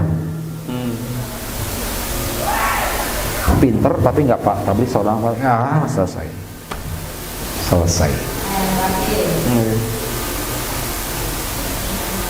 Dari pintar dan sidik. Iya. Pintar dan amanah. Nggak bisa kalau kayak gitu, nanti jadi kayak Amerika, maju tapi ya bunuh diri. Ya pesta gila-gilaan. Kasus terakhir ya, Bapak cerita waktu kasus PDD itu. Kaya raya, terkenal, tapi kok kelak. Ya begitu, hampir semuanya kena di Hollywood. Kami hanya bisa mencoba menggugah kalian agar terinspirasi dan berubah. Kita nggak bisa ngubah kebijakan, kita nggak bisa ganti presiden, kita nggak bisa ganti menteri. Yang bisa kita lakukan adalah kalian anak-anak, harapan kami. Tapi kan mungkin secara ya kita sudah banyak dibilangin lah ya. Bagaimana saya juga suka bilang ke anak-anak 2045 ya. 2045 itu umur saya 49, umur kalian 37, 38. Itu kira-kira umur prime-nya mereka tuh buat megang negara. Tapi selain rasa-rasanya, selain kita butuh dibilangin tentang cara bangkit ya pendidikan hidup jiwa, bekerja sesuai bidangnya terbaik dan lain-lain. Tapi rasa-rasanya kita harus mempelajari juga hal-hal apa yang tidak membuat kita bangkit gitu. Terlebih lagi dalam konteks Indonesia. Karena kalau misalnya dilihat tidak membuat bangkitnya Cina, tidak membuat bangkitnya Jepang, itu pasti berbeda sama tidak membuat bangkitnya Indonesia. Nah menurut Pak Al, kalau misalnya banyak orang bilang banyak orang nggak belajar dari sejarah, kan Pak Al belajar sejarah nih. Nah, dalam sejarah Indonesia, hal apa yang nggak bikin Indonesia bangkit, Pak? Yang bisa dipelajari anak-anak? Gini, orang Barat, orang-orang Jepang dan sebagainya tadi punya permasalahan dalam masalah mental, yang bunuh diri dan sebagainya ya, kendali seperti itu. Tapi mereka etos belajarnya, orang Jepang itu di transportasi umum tuh baca, bukan gadget, baca. Orang Amerika itu tingkat bacanya tinggi. Negara-negara itu tuh orang-orang itu memang nggak menemukan jawaban hidup dari agama. Mereka lari pada ilmu. Nah, mereka menguasai ilmu. Di sini agama alhamdulillah. Bagaimanapun ini ya, alhamdulillah agama tuh masih kuat. Tapi yang menyedihkan, di Al-Kausar mah ada bekal literasi, setiap hari baca buku. Di sekolah lain itu hasil penelitian bahwa menunjukkan bahwa mahasiswa tingkat 1 kemampuan membacanya sama dengan anak kelas 3 SMP. 3 SMP? Ya. Hasil penelitian terakhir di Indonesia, kemampuan membaca mahasiswa tingkat 1 di Indonesia sama dengan kemampuan membaca anak 3 SMP. Itu kali banget itu berarti? Ada, bisa. Bahasa Inggris lagi bukunya nanti kan? Ya, ada penelitian, bisa, tinggal download aja lah. Bapak juga udah share juga kok di ini. Penelitian bisa menunjukkan kayak gitu. Jadi kebayang nggak? Agama oke lah. Mungkin kita banyak pesantren, banyak ini. Tapi yang namanya kenapa coba? Budaya literasi kita nomor 2 di atas Botswana. Kita tuh juru kunci terakhir. Nggak ada kecintaan sama ilmu. Jadi kalau nggak bangkit ya karena bodoh. Kenapa bodoh? Ya karena milih jadi bodoh. Milih jadi bodoh. Bapak baru baca buku tahun umur 20 tahun ya, gara-gara ketemu dosen yang sangat inspiratif. Tapi silahkan kalau mau main ke rumah Bapak, ada berapa ribu buku sekarang. Bukan Bapak ingat, Bapak berubah karena satu orang dosen yang menggugah. Ayo, kamu bisa berubah. Jadi itu yang menghambatnya ya. Makanya Bapak bilang tadi, ilmunya serba tanggung. Cuman pengen lulus, pengen kerja, dan itu dampaknya kalau nggak petantang-petenteng jadi ateis juga misalnya kadang itu. Serba tanggung. Kalau kata Gus Dur, Indonesia itu negara yang bukan negara sekuler, bukan negara agama gitu. Jadi nanggung juga tuh. Iya. Mau sekuler sekalian takut masuk neraka, ya kan? Mau agama sekalian, tapi nggak kuat juga imannya gitu kan? Padahal hadis bilang menuntut ilmu itu bagian dari agama ya, bagian dari iman.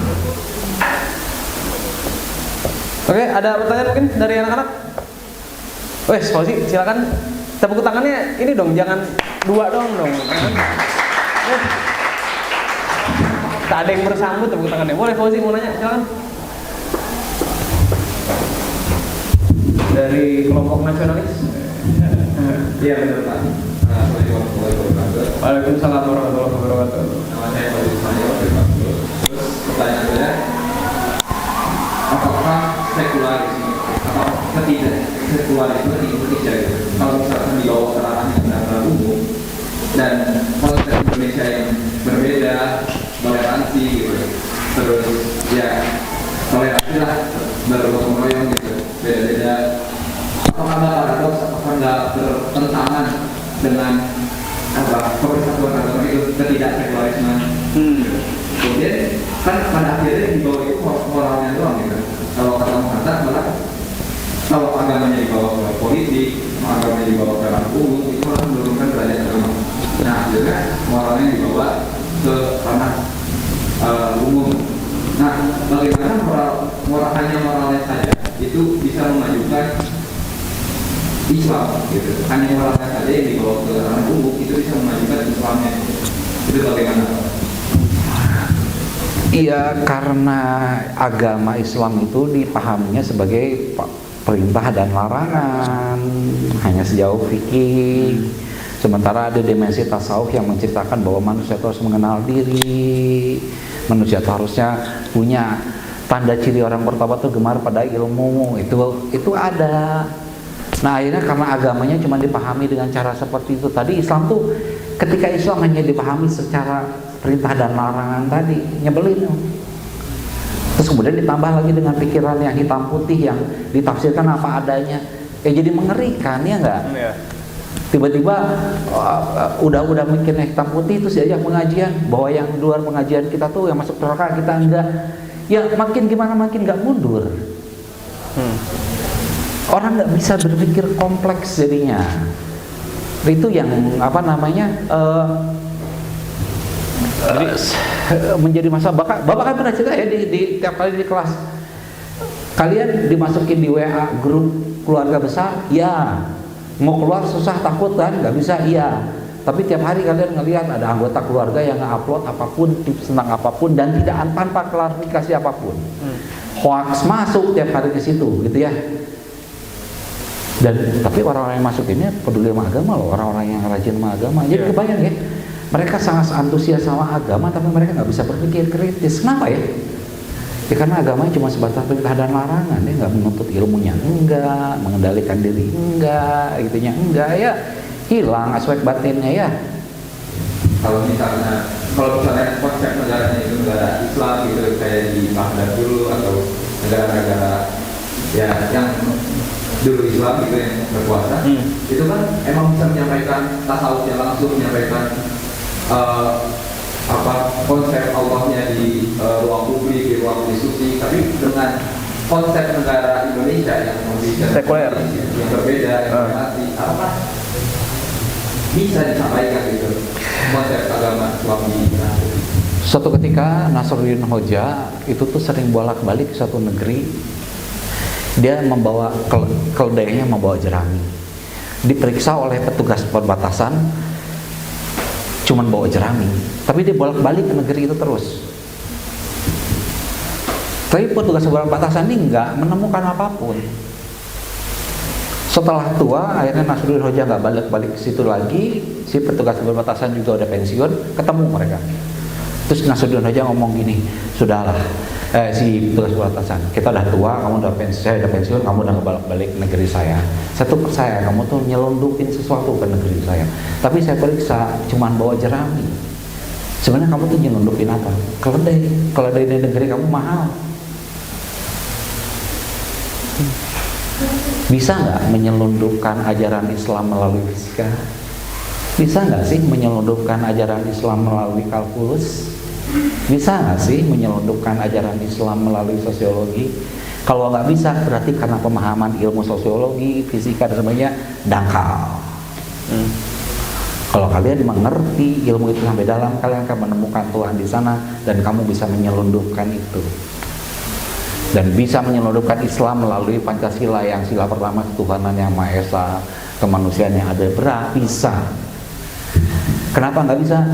Karena ikut pengajiannya kafir-kafiran, hitam putih. Tidak bisa melihat apa ya, masalah. Jangan belajar filsafat, sesat. Jangan belajar ini, gitu kan ya. Akhirnya nggak bisa menyelundupkan keledai melalui jerami.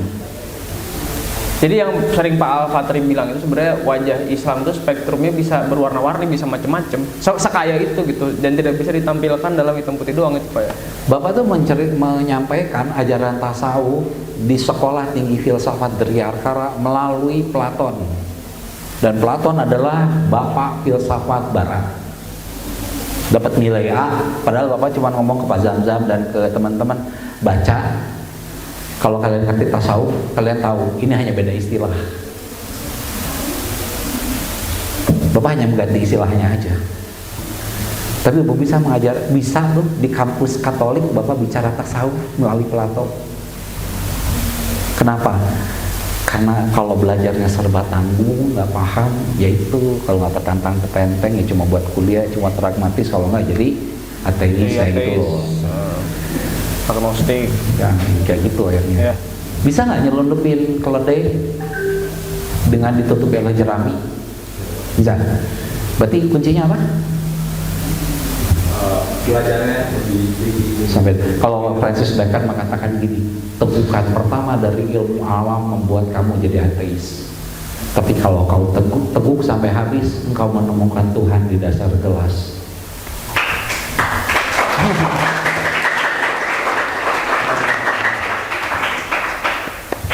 Oke, ada lagi Pak Uzi mungkin? Cukup? Masih itu mau nanya lagi dia kan? Hah? Tanya lagi aja kamu. Kalau misalnya negara-negara kayak Korea, Cina, terus Jepang gitu kan, yang emang negaranya itu yang udah nggak terlalu beragama gitu, udah sekuler. Sedangkan Indonesia yang masih sangat lekat dengan agama. Apakah berarti derajat orang-orang di sana itu lebih tinggi? Karena mereka itu tidak difasilitasi oleh Agama? pengetahuan tentang agama gitu. Tapi Jadi bisa kalau mereka mencari kebenaran gitu, kayak Buddha, Hindu gitu, ada pencerahan di mana mereka mencari kebenaran, berarti usaha mereka lebih tinggi gitu daripada kita. Bukan masalah tinggi. Gini, Rogi. Kalau kamu belum mendapatkan kebenaran ajaran sampai kepadamu pengajaran tentang Islam, tentang ini ya, maka nggak adil kalau kamu harus dihukumi dengan kenapa kamu masih nyembah Yesus. Kebayang nggak gini ya, lahir di Roma, tiap minggu sama orang tuanya dibawa ke Vatikan, diajarkan Trinitas, kemudian medianya mengajarkan bahwa orang Islam tuh kemana-mana bawa senjata, saling ngebunuh, nyembelih perempuan di pedang. Dia taunya itu. Akhirnya dia menganggap bahwa agama yang benarnya itu, dan dia mati dalam agama itu. Tiba-tiba ketika dia mati, kenapa kamu gak masuk Islam? Apakah Allah sepicik itu ya? Enggak. Kita nggak bisa menghakimi, kita nggak tahu. Orang-orang, jadi bukan, Bapak jangan katakan lebih tinggi bahwa Allah punya keadilan. Hari ini Islam terfitnah di mana-mana. Nah, ketika dalam fitnahnya itu orang nggak mau sama Islam, akhirnya pingin ke itu. Ya kalian benerin dong, jangan malah nambah fitnah. Coba sekarang yang tiba-tiba ada umat Muslim makin banyak yang dapat Nobel, orang kan mulai berpikir ya ternyata Islam ganti ilmu ya. Nah, kan udah satu hal tuh. Bapak itu sering ya ngebagi tentang filsafat di Facebook Bapak. Tapi Bapak juga ngebagi tentang tasawuf. Yang sering masuk ke inbox Bapak apa? Saya baru kali ini ngelihat ada orang salib tarekat, belajar tasawuf, tapi juga belajar filsafat barat. Kok bisa? Karena kalau udah belajar filsafat barat pasti nggak peduli sama agama. Setidaknya kan Bapak udah jadi satu wakil ya untuk menunjukkan kata siapa belajar filsafat bakal anti agama. Jangan nambah fitnah. Nah, kalau orang-orang yang seperti tadi bukan lebih tinggi, ya mereka memang belum sampai ke sana ya. Nah, mungkin masalahnya adalah ya banyak umat Islam juga bikin fitnah sama agamanya sendiri ya. Kayak kasus Malala yang pengen perempuan dapat pendidikan malah mau dibunuh sama orang Taliban. Itu kan fitnah buat agama jadinya. Gimana orang nggak ngerti sama Islam jadinya? Ya kan? Umat Islam sendiri juga memunculkan fitnah kepada agamanya sendiri. Coba sekarang, Pak Uji belajar sampai jadi ilmuwan besar, dia jadi profesor di sana, tapi seorang Muslim yang taat, orang kan jadi berpikir ya. Ternyata orang Islam itu gak segoblok yang saya pikir ya.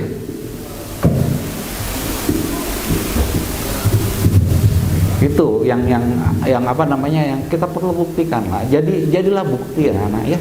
Hujah. Jadi bukti. Kalau cuman jadi orang Muslim terus bodoh nambah fitnah gitu, hanya menguatkan bahwa orang Islam itu memang bego gitu. Mengerikan. Terima kasih Pak. Oke. Terima kasih Pak Uzi. Saya juga ada pertanyaan lagi. Any question? Woi, Siti Hadijah. Ayo Siti, berdiri. Bapak tadi bilang misalnya Bapak bisa mempelajari filosofi tanpa menerapkan agama gitu. Nah dari itu bagaimana Bapak caranya bisa mempelajari ilmu akal tetapi masih ada nilai-nilai terhadap di dalam itu? Ya. Bagaimana bisa masih belajar filsafat tapi tetap beragama gitu maksudnya? Ya. Ya, ini kisah nyata ya Nana ya. Jadi gini Siti, Bapak waktu pertama kali masuk FSRD ITB itu Bapak memang bukan anak yang rajin sholat dan sebagainya ya, anak nakal, anak SMA tuh penggemar musik metal, Bapak ngaku aja. Dan kemudian ketika masuk FSRD, Bapak terinspirasi oleh seorang dosen, Profesor Trimadi Tabrani, yang membuat Bapak jadi suka baca. Setelah Bapak suka baca, kemudian Bapak mulai muncul keraguan.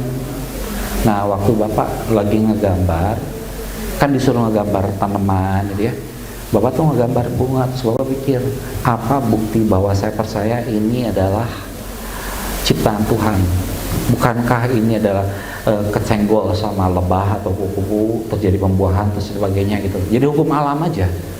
Terus akhirnya Bapak mengembang kemana-mana, sampai satu titik akhirnya Bapak nggak percaya Tuhan. Tahun pertama di ITB. Mulai masuk tahun kedua, setelah bergulat sekian lama, tapi tetap belajar filsafat. Dan kemudian Bapak mulai menangkap, iya ya ternyata Tuhan tuh ada kok sebenarnya. Nggak mungkin kalau nggak ada Tuhan. Tapi agama itu ciptaan manusia untuk melanggengkan kepentingan pribadi. Jadi Bapak tuh cuma meyakini agama tuh untuk melanggengkan kekuasaan. Sampai tahun ketiga, nah mulai muncul masalah dan sebagainya, kehantem, gubur-gubur, banyak masalah. Ternyata filsafat nggak memberi Bapak jalan keluar terhadap semua masalah itu. Akhirnya di tahun keempat, pada suatu sore di waktu asar, pertama kali lagi Bapak sholat dan nangis pertama kali itu seperti sudah 4 tahun meninggalkan dia gitu, terpisah dari. Jadi sebelum SMA tuh masih suka belang betong gitu, tapi udah sini tuh itu Bapak masih ingat nangis. Nah setelah itu karena Bapak temenan sejak SMA dengan ibunya Sofi, Bapak bisa nggak saya ingin ketemu dengan Pak Zamzam. Akhirnya ketemu. Nah jadi Bapak udah belajar filsafat dulu, dan ternyata filsafat nggak membantu hidup Bapak. Masalah hidup Bapak nggak banyak yang terbantu oleh filsafat. Filsafat membuat pikiran Bapak rumit, tapi ketika ada masalah Bapak nggak bisa apa-apa. Dan ketika Bapak belajar tasawuf, semua terjawab ya. Jadi nggak boleh berkeluh, harus menerima semua ini. Itu terjawab semuanya. Jadi malah lebih enak. Karena waktu itu kering loh, Siti, kering. Bapak ngerasa kering ya. Pikiran kaya, rumit, tapi hati kering dan menyakitkan coy. Sakit rasanya. Makanya ketika Bapak pertama kali setelah 4 tahun akhirnya sholat lagi tuh nangis, saya cuma bisa nangis. Jadi, tapi Bapak mengalami masa di mana Bapak belajar filsafat sampai dasar dan akhirnya nggak nemuin jawaban. Tapi setidaknya Bapak sudah mencoba sampai ke dasar. Nah, jadi ketika ketemu Pak Zamzam dan kemudian kakeknya Anggun ya, dan belajar mereka, ya hari ini Bapak malah bilang, emang apa masalahnya? Antara agama filsafat gak ada yang berbeda. Seperti tadi Fauzi nanya, Bapak bisa menceritakan tasawuf dalam tesis yang dapat nilai A di sekolah Katolik dengan nama Plato, mengenal Gnotiseuton, pengenalan diri menurut Platon. Isinya apa? Tasawuf, cuma beda istilah. Bisa Bapak menyelundupkan itu? Jadi Bapak ngalamin fase di mana Bapak nggak percaya Tuhan. Bapak ngapain?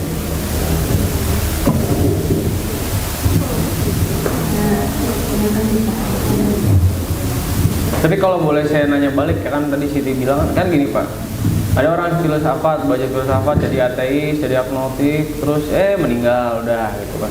Kalau Pak Al kan berarti sempat ateis, sempat agnostik, tapi sama Allah dikasih kesempatan buat balik.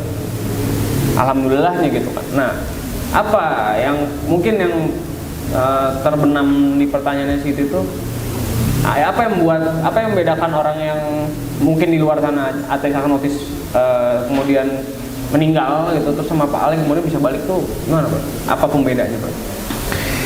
Jangan puas, jangan berhenti mencari, hanya itu aja. Banyak orang tuh berhenti ketika belajar itu dan selesai.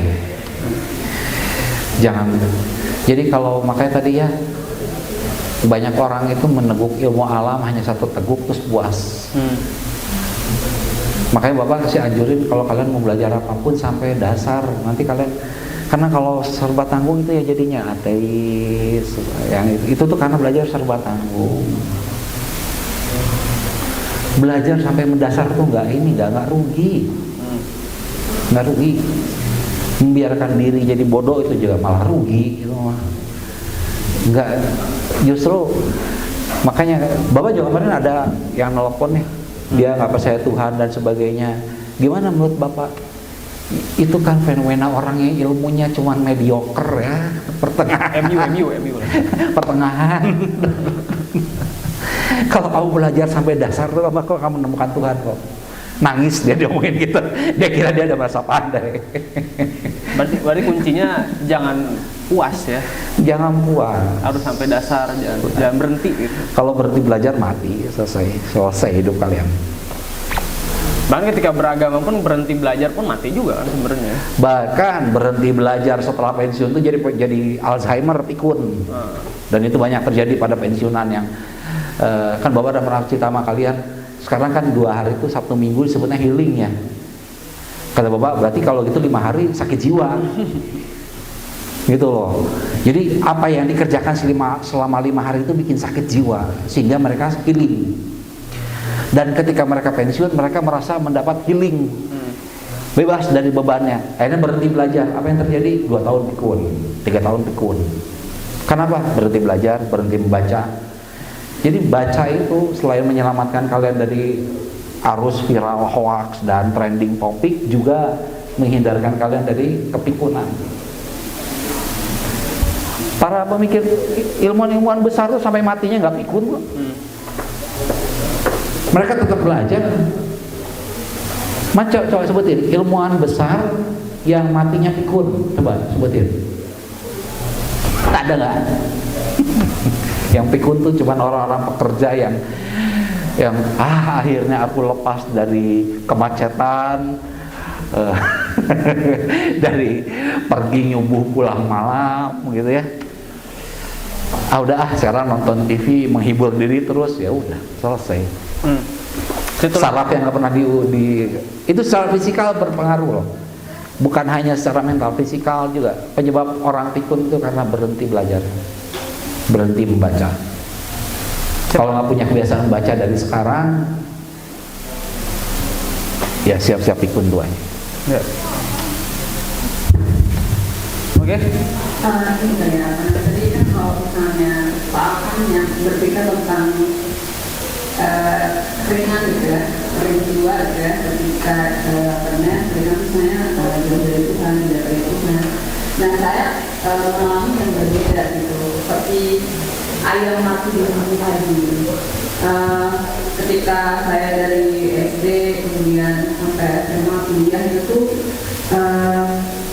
jadi apa ya, aku di lembaga dakwah kampus gitu kan, hidupnya panjang, terus tidak jauh dari baca Al-Quran, terus sholat duha, sholat malam, kemudian rajin sedekah, terus ikut turun ke masyarakat, tapi kayak gila gue soleh banget gitu.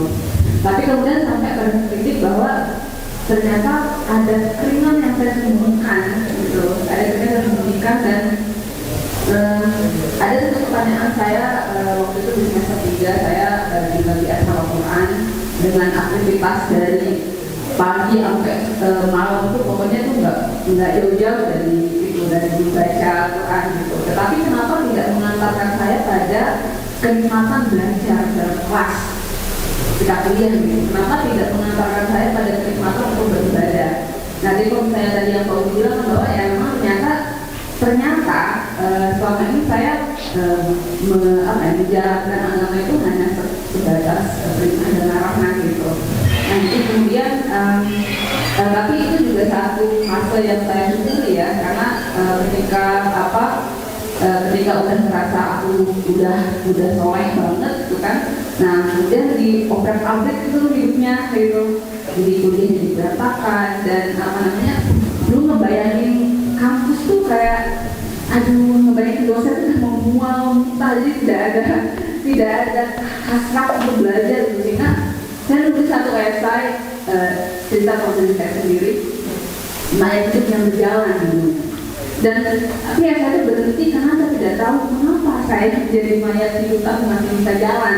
Itu sampai kemudian 2-3 tahun kemudian kan bertemu dengan Faisal, bertemu dengan Buya, bertemu orang-orang yang bermasalah dan aktif dalam hidupnya yang mencari hidup ini buat apa gitu, saya ini apa gitu. Nah dan ternyata dengan mekanisme kuliah berantakan, udah berantakan, keluarga ada masalah, nggak bisa pulang, duit nggak ada gitu. Nah itu di titik nadir itu tuh jadinya ada satu babak baru ternyata dalam hidup saya untuk lebih mendalami lagi lapis-lapis dari yang tadinya agama itu memang hitam putih. Nah akhirnya dari situ, dari kemudian memperbaiki cara pandang dan menjalani agama dengan baik, nah itu memperbaiki semuanya jadinya. Walaupun memang itu sudah menuju akhir-akhir saya kuliah, tapi kalau misalnya ada orang yang bertanya, part mana dalam hidupmu yang bermakna ketika saya skripsi. Nah karena memang disitulah saya di akhir itu kan masih ada kuliah dan kayaknya dari 4 tahun saya itu nggak pernah kuliah itu nggak pernah dalam kelas. Nah jadi saya masuk ke satu kelas sastra anak itu Profesor Lili Sahupayak, jadi guru sastra anak Indonesia. Nah malah ternyata ngomong Tuhan ketika orang tuh bahasa sastra anak padahal nggak ngomong tentang Tuhan juga gitu. Tapi memang karena tadi ada sebuah perubahan pemaknaan terhadap agama itu mengubah cara pandang terhadap ilmu yang dulu saya anggap ya nggak ada maknanya gitu. Lupa. Ya. Ya, kalau nggak punya hasil belajar, aduh mengerikan. Orang yang rugi itu adalah orang yang hari ini sama dengan hari kemarin, itu kata Rasulullah ya. Jadi kalau kalian nggak nambah ilmu suatu hari itu rugi ya. Nggak punya hasil belajar, nggak nambah ilmu itu rugi. Itu orang yang rugi kata Rasulullah ya. Jadi kalau nggak makin hari nggak nambah sesuatu, kenapa gini ya anak-anak gini? Kenapa manusia itu dibuat senang pada, kalau misalnya kayak cowok senang sama perempuan yang cantik, cewek senang yang cakep. Kenapa suka yang suaranya paling bagus kalau nyanyi? Kenapa musik yang paling enak? Kenapa senang makanan yang paling lezat? Kenapa yang paling? Karena dorongan dalam diri setiap manusia itu adalah ingin kembali ke Tuhan. Cuman karena nggak menemukan jalannya, akhirnya larinya ke makanan, ke kedudukan, ke gelar, kepada perempuan yang paling cantik, laki-laki yang paling ganteng, kekayaan yang paling banyak. Akhirnya lari ke situ, karena dia nggak menemukan Tuhan sebagai objeknya. Nah, kalau orang sudah menemukan Tuhan sebagai tujuan hidupnya, sebagai yang ditujunya, permasalahannya Allah Ta'ala tuh ilmunya nggak berhingga, ya kan? Loh, belajar alam semesta aja segede gini aja Pak Iqbal aja nggak belum tamat ya. Yang sekian ada bintang yang besarnya sebesar tata surya. Bintang di galaksi lain yang besarnya sebesar tata surya.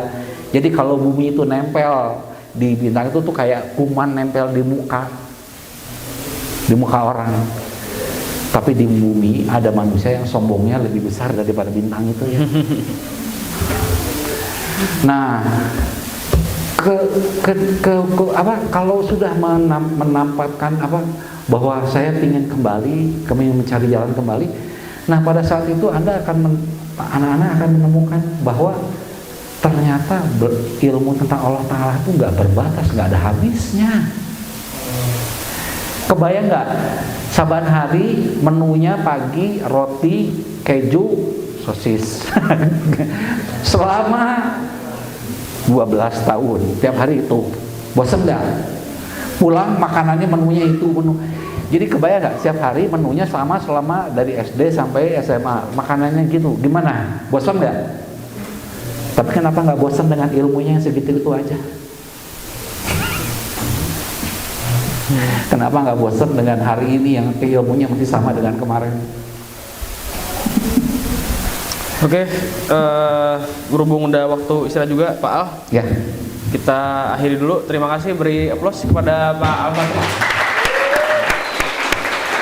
Selanjutnya saya berikan lagi ke Bu Ella. Silakan Bu Ella. Terima kasih banyak. Bener kan daging semua kan isinya? Gak ada tulangnya, daging semua. Alhamdulillah. Oke, sebelum turun panggung Pak Ihsan dan Pak Al, saya undang Bu Ayu sebagai pastor untuk menyerahkan cenderamata mata. Terima kasih.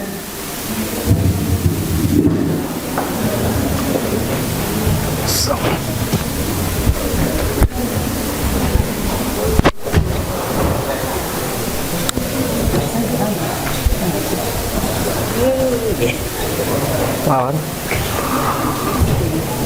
Hah?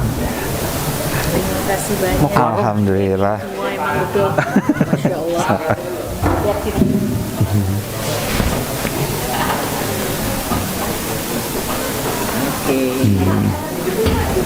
Hah? Jelas. Makasih Bu. Itu. Begitu. Berbagi. Ya. Oke. Alhamdulillah.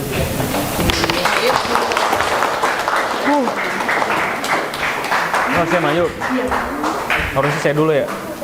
Listen. Palili. Paling Tinggal dua.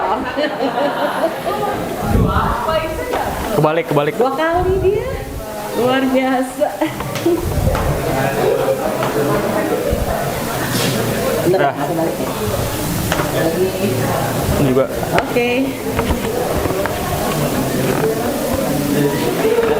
Thank you ya. Oh ya Bu. Ini apa Bu? Jalan di Jakarta. Motoran Bu saya Bu. Motoran.